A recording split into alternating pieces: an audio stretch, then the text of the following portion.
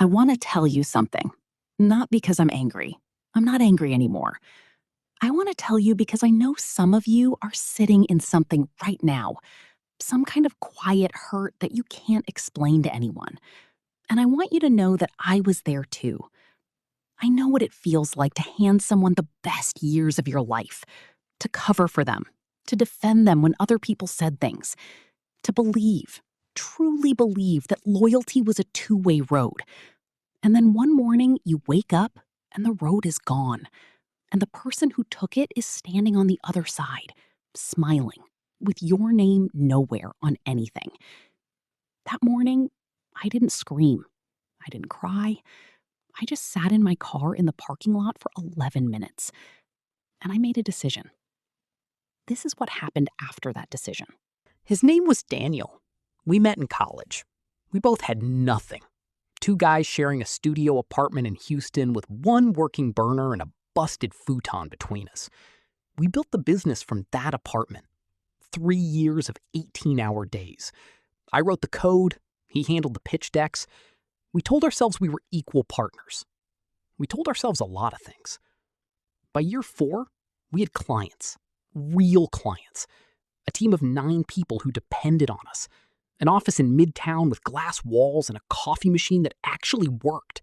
And I noticed, slowly, the way you notice a crack in the ceiling that you keep telling yourself is nothing, I noticed that my name was disappearing. From the proposals, from the pitches, from the LinkedIn posts. Every new client heard the same story. Daniel built this company. Daniel had the vision. Daniel made the sacrifices. I wasn't erased in one day. I was erased the way they boil a frog. Slowly, gently, until you don't even notice it's happening. The moment I knew, the real moment, was a Thursday afternoon in October.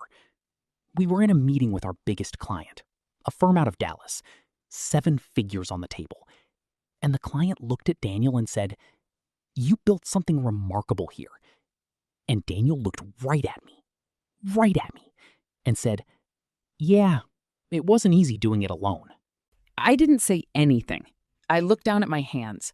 I noticed they were completely still. That surprised me, that my hands weren't shaking. I think that was the moment I stopped being a partner and started being something else. I drove home that night and I didn't eat.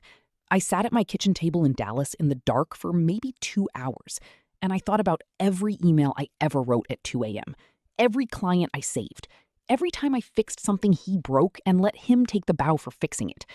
I had 3 years of documentation, every line of code, every proposal, every client communication, every decision, time-stamped, saved, backed up to 3 different drives. I had never planned to use it. I plan to use it now. I want to be honest with you about something. Part of me wanted to confront him. Walk into that office and put everything on the table. Make him look me in the eye and say it. Make him admit what he did in front of the people whose respect he stole, along with my work. But I've learned something about pain. When you confront someone publicly, when you make it loud, they become the victim. The narrative shifts. Suddenly you're the unstable one, the one who can't let things go. And everything you built gets buried under the noise of the argument. I didn't want noise. I wanted precision. So I said nothing. I went to work every single day for the next 6 weeks. I smiled. I contributed. I attended the team lunches. I shook hands with clients.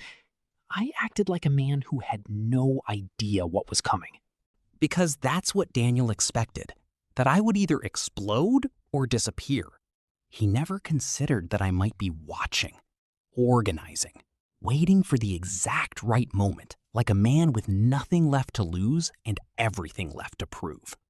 The Dallas firm was preparing to offer Daniel an acquisition deal, $22 million. Daniel had been negotiating it for months.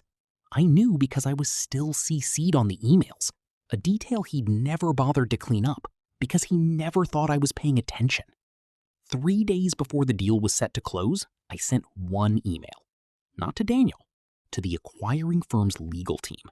It was a single PDF, 47 pages, every line of code with my authorship timestamps, every proposal with my name in the metadata, every client onboarding document written in my words with my fingerprints on the file history, an independent IP audit I'd quietly commissioned 6 weeks earlier from a firm in Austin that confirmed, in writing, on letterhead, that the core technology of the company was developed and owned by me. I didn't accuse Daniel of anything in that email. I just asked, politely, that the acquiring firm verify the intellectual property chain before closing. The deal did not close. Daniel called me the next morning. I let it ring. He called 11 more times that day. I know because I counted. I didn't answer any of them. There was nothing left to say that the 47 pages hadn't already said, with more clarity and more dignity than I ever could in a phone call. The legal dispute took 4 months. I won't detail everything that came out of it. That's not the point of this story. What I will tell you is this.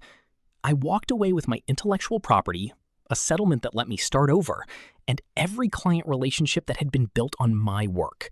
Because when the truth is documented, it doesn't need your voice to speak. Daniel walked away too, quietly, the way people do when they have no argument left. I don't hate him. I don't think about him very much at all, actually. What I think about is the morning after. The first morning I woke up and the weight was gone. Not the anger, not the grief, but the weight of carrying someone who was never carrying me back. If you're in the middle of something like this right now, if somebody is standing in a room taking credit for the life you built, I'm not going to tell you what to do.